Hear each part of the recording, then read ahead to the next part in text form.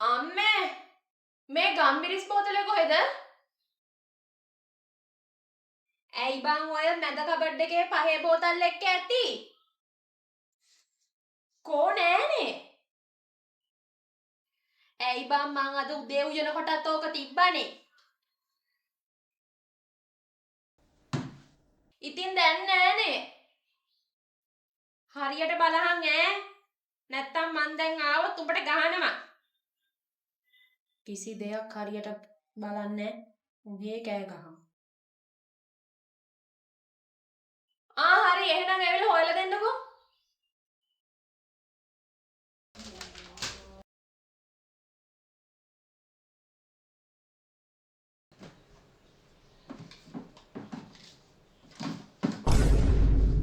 මේ තියෙන්නේ මොකද්ද බං එතකොට? ඈ? උඹ ඇස් පොට්ටද?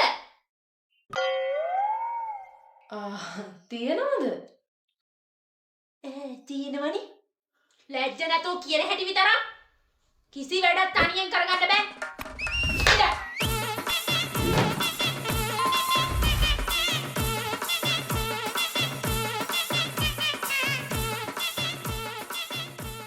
අම්මේ අම්මේ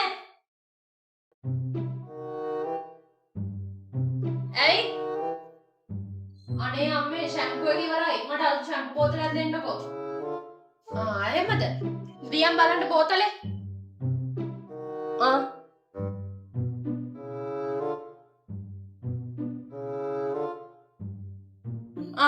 ඉඳ.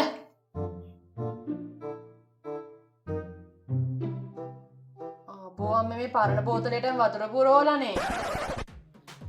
ඔව්. ඇයි? ඕක සති එකමාරක් විතර තව පාවිච්චි කරන්න පුළුවන්. අලුත් ෂැම්පූ දැම්ම ඕනේ නැහැ. අනේ.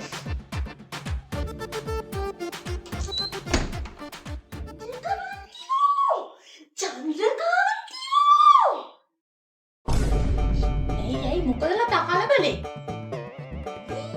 අර බණ්ඩගේ කඩේ අන්නේ ලෝක කිලෝ එක 90ට දාලා. මට වපරකාන්ති කිව්වේ. ඒකිට 91 80ට දුන්නා කියන්නේ. ඕකුන්නම් කන්නේ මන්දා. නාකිවිසේ උඹ ගන්නවද?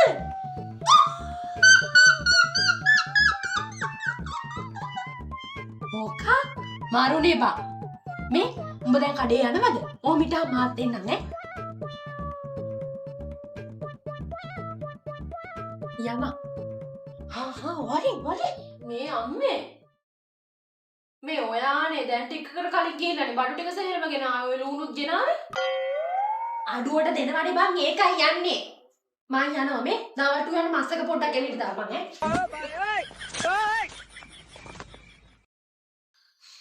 මෙයාට ඉතින් අඩුවට මොනවා හරි දෙනවා කිව්වොත් වහ හරි කමක් නැහැ.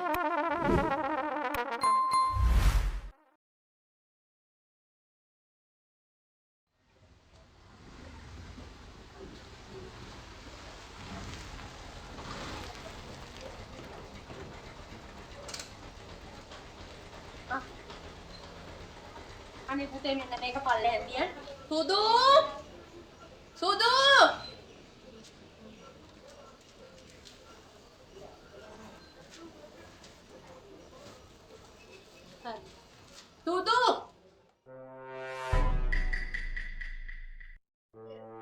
මේක පොඩක් උස්සන්න දව් කරහන්කෝ ඇවිල්ලා.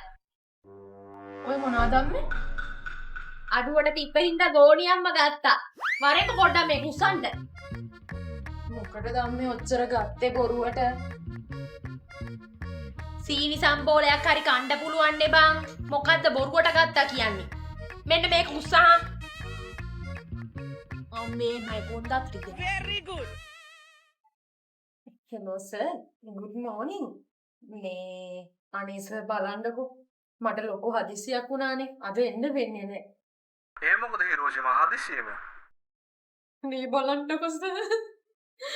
අපේ ආච්චි නැති වුණානේ. මුදුමේ අද ආච්චිට උපන්දිනේට මොනවද අපි දෙන්නේ?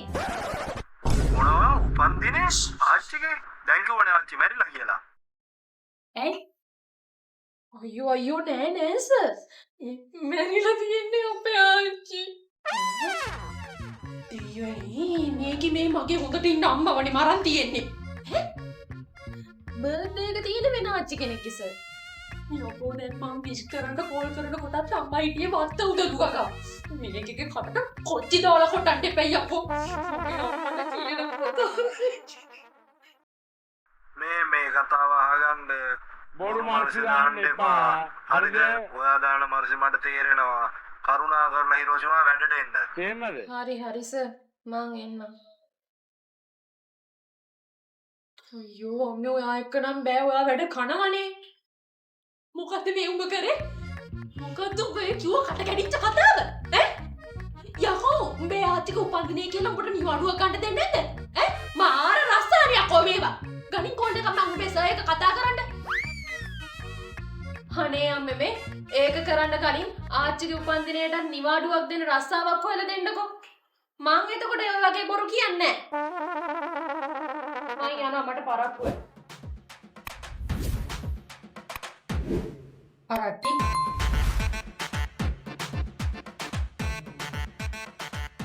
ඒකිට ඉතින් පොඩි කාලේ ඉඳලම පොතපතේම නින්දලා පුරුදු නංගි.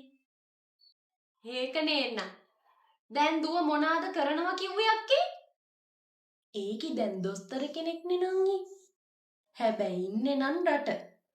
මට මාසෙන් මාසෙට සල්ලි එවනවනේ. මට තියෙන්නේ ඉතින් කාලා බීලා ඇඳලා කරලා බණක් භාවනාවක් කරගෙන ඉන්න තමයි. අනේ හොඳයි. බලන්නකෝ ඉතින් ඒකටත් එක්ක අපේ. මං එහෙනම් ගිහිල්ලා එන්නම් නංගි. හවසට පන්සල පැත්තටත් යන්න තියෙනවා. යනවද? හරියක් එහෙනම් ගිහින් එන්න.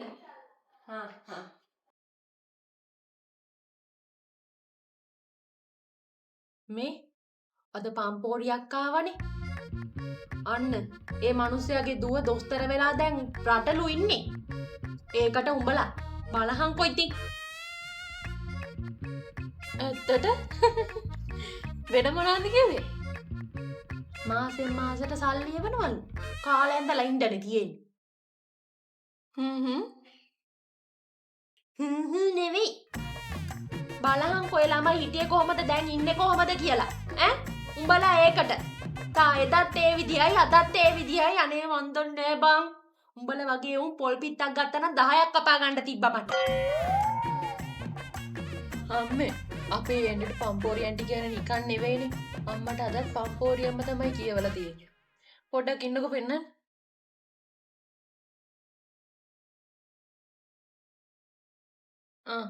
මේ කෝදියක් බලන්න. එන්න කැසල්මයි ගන්න 70යි 60යි 50යි රසන් ගොඩක් ගන්න 100යි උවගෙඩි 13ක් ගන්න 100යි එන්න කැසල්මයි ගන්න 70යි 60යි 50යි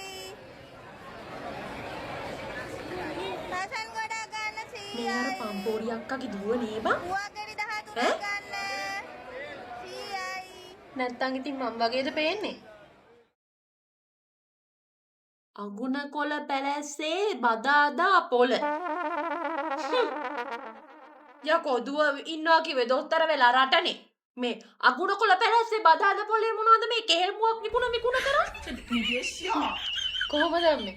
පම්පෝරි ඇන්ටිගේ දුව දොස්තර වෙලා පිටරට ගිහින් බෙහෙත් කරන හැටි. මේ අම්මේ අනිත් දවසේ නම් ඔයා කාගේවත් පම්පෝරි ඇහුවට කමකුත් නැහැ, බොරු ඇහුවට කමකුත් නැහැ, පිළිගත්තට කමකුත් නැහැ. මට නිකන් බනින්න ලෑස්ති වෙන්න එපා.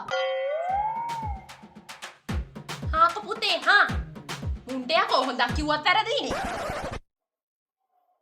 ඉතෝ